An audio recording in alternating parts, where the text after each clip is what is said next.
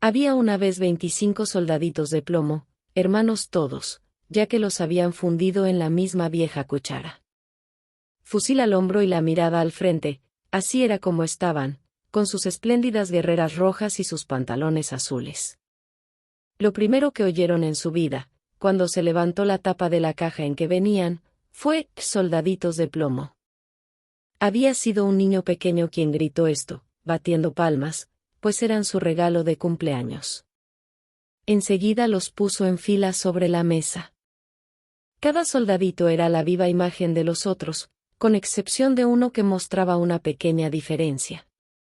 Tenía una sola pierna, pues al fundirlos, había sido el último y el plomo no alcanzó para terminarlo. Así y todo, allí estaba él, tan firme sobre su única pierna como los otros sobre las dos. Y es de este soldadito de quien vamos a contar la historia.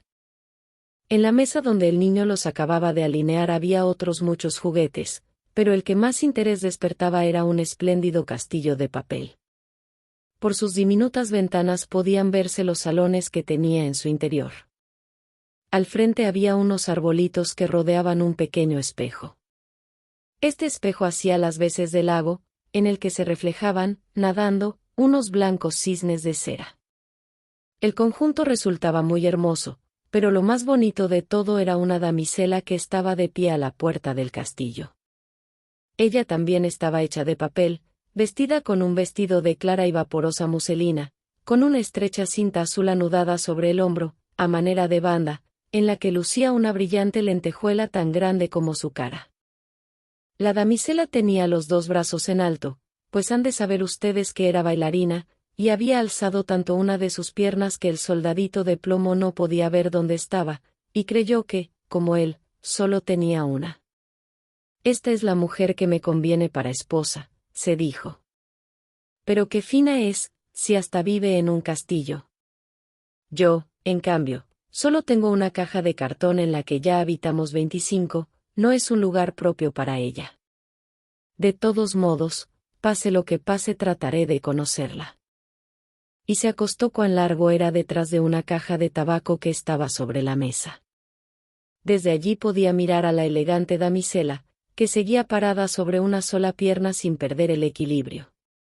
Ya avanzada la noche, a los otros soldaditos de plomo los recogieron en su caja y toda la gente de la casa se fue a dormir.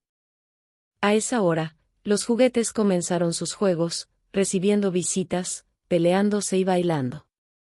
Los soldaditos de plomo, que también querían participar de aquel alboroto, se esforzaron ruidosamente dentro de su caja, pero no consiguieron levantar la tapa. Los cascanueces daban saltos mortales, y la tiza se divertía escribiendo bromas en la pizarra. Tanto ruido hicieron los juguetes, que el canario se despertó y contribuyó al escándalo con unos trinos en verso. Los únicos que ni pestañearon siquiera fueron el soldadito de plomo y la bailarina. Ella permanecía erguida sobre la punta del pie, con los dos brazos al aire, él no estaba menos firme sobre su única pierna, y sin apartar un solo instante de ella sus ojos. De pronto el reloj dio las 12 campanadas de la medianoche y crack, se abrió la tapa de la caja de rapé. ¿Más? ¿Creen ustedes que contenía tabaco? No, lo que allí había era un duende negro, algo así como un muñeco de resorte. «Soldadito de plomo», gritó el duende. «¿Quieres hacerme el favor de no mirar más a la bailarina?» Pero el soldadito se hizo el sordo. «Está bien, espera a mañana y verás», dijo el duende negro. Al otro día, cuando los niños se levantaron, alguien puso al soldadito de plomo en la ventana, y ya fuese obra del duende o de la corriente de aire, la ventana se abrió de repente y el soldadito se precipitó de cabeza desde el tercer piso. Fue una caída terrible. Quedó con su única pierna en alto, descansando sobre el casco y con la bayoneta clavada entre dos adoquines de la calle. La sirvienta y el niño bajaron apresuradamente a buscarlo, pero aun cuando faltó poco para que lo aplastasen, no pudieron encontrarlo. Si el soldadito hubiera gritado, «Aquí estoy», lo habrían visto. Pero él creyó que no estaba bien dar gritos, porque vestía uniforme militar. Luego empezó a llover, cada vez más y más fuerte, hasta que la lluvia se convirtió en un aguacero torrencial. Cuando escampó, pasaron 2 muchachos por la calle. ¡Qué suerte!, exclamó uno. Aquí hay un soldadito de plomo. Vamos a hacerlo navegar. Y construyendo un barco con un periódico, colocaron al soldadito en el centro, y allá se fue por el agua de la cuneta abajo, mientras los 2 muchachos corrían a su lado dando palmadas. Santo cielo, cómo se arremolinaban las olas en la cuneta y qué corriente tan fuerte había. Bueno, después de todo ya le había caído un buen remojón. El barquito de papel saltaba arriba y abajo y, a veces, giraba con tanta rapidez que el soldadito sentía vértigos. Pero continuaba firme y sin mover un músculo, mirando hacia adelante, siempre con el fusil al hombro. De buenas a primeras el barquichuelo se adentró por una ancha alcantarilla, tan oscura como su propia caja de cartón. Me gustaría saber a dónde iré a parar, pensó. Apostaría a que el duende tiene la culpa. Si al menos la pequeña bailarina estuviera aquí en el bote conmigo, no me importaría que esto fuese 2 veces más oscuro. Precisamente en ese momento apareció una enorme rata que vivía en el túnel de la alcantarilla. ¿Dónde está tu pasaporte?, preguntó la rata. A ver, enséñame tu pasaporte. Pero el soldadito de plomo no respondió una palabra, sino que apretó su fusil con más fuerza que nunca. El barco se precipitó adelante, perseguido de cerca por la rata. ¡Ah! Había que ver cómo rechinaba los dientes y cómo les gritaba a las estaquitas y pajas que pasaban por allí. ¡Deténgalo! ¡Deténgalo! No ha pagado el peaje. No ha enseñado el pasaporte. La corriente se hacía más fuerte y el soldadito de plomo podía ya percibir la luz del día allá, en el sitio donde acababa el túnel. Pero a la vez escuchó un sonido atronador, capaz de desanimar al más valiente de los hombres. Imagínense ustedes. Justamente donde terminaba la alcantarilla, el agua se precipitaba en un inmenso canal. Aquello era tan peligroso para el soldadito de plomo como para nosotros el arriesgarnos en un bote por una gigantesca catarata.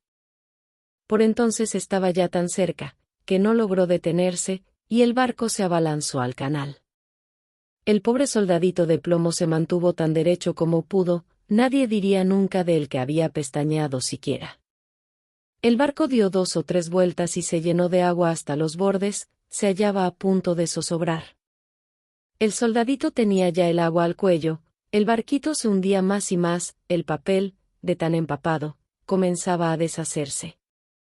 El agua se iba cerrando sobre la cabeza del soldadito de plomo. Y pensó en la linda bailarina, a la que no vería más, y una antigua canción resonó en sus oídos. Adelante, guerrero valiente. Adelante, te aguarda la muerte. En ese momento el papel acabó de deshacerse en pedazos y el soldadito se hundió, solo para que al instante un gran pez se lo tragara. ¡Oh, y qué oscuridad había allí dentro! Era peor aún que el túnel, y terriblemente incómodo por lo estrecho. Pero el soldadito de plomo se mantuvo firme, siempre con su fusil al hombro, aunque estaba tendido cuán largo era. Súbitamente el pez se agitó, haciendo las más extrañas contorsiones y dando unas vueltas terribles. Por fin quedó inmóvil. Al poco rato, un haz de luz que parecía un relámpago lo atravesó todo, brilló de nuevo la luz del día y se oyó que alguien gritaba. Un soldadito de plomo. El pez había sido pescado, llevado al mercado y vendido, y se encontraba ahora en la cocina, donde la sirvienta lo había abierto con un cuchillo. Cogió con 2 dedos al soldadito por la cintura y lo condujo a la sala, donde todo el mundo quería ver a aquel hombre extraordinario que se dedicaba a viajar dentro de un pez. Pero el soldadito no le daba la menor importancia a todo aquello. Lo colocaron sobre la mesa y allí, en fin, cuántas cosas maravillosas pueden ocurrir en esta vida. El soldadito de plomo se encontró en el mismo salón donde había estado antes. Allí estaban todos, los mismos niños, los mismos juguetes sobre la mesa y el mismo hermoso castillo con la linda y pequeña bailarina, que permanecía aún sobre una sola pierna y mantenía la otra extendida, muy alto, en los aires, pues ella había sido tan firme como él.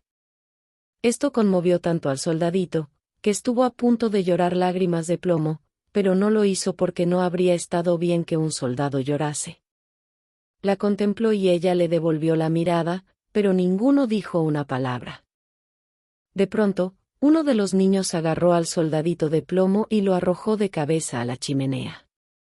No tuvo motivo alguno para hacerlo, era, por supuesto, aquel muñeco de resorte el que lo había movido a ello. El soldadito se halló en medio de intensos resplandores. Sintió un calor terrible, aunque no supo si era a causa del fuego o del amor. Había perdido todos sus brillantes colores, sin que nadie pudiese afirmar si a consecuencia del viaje o de sus sufrimientos.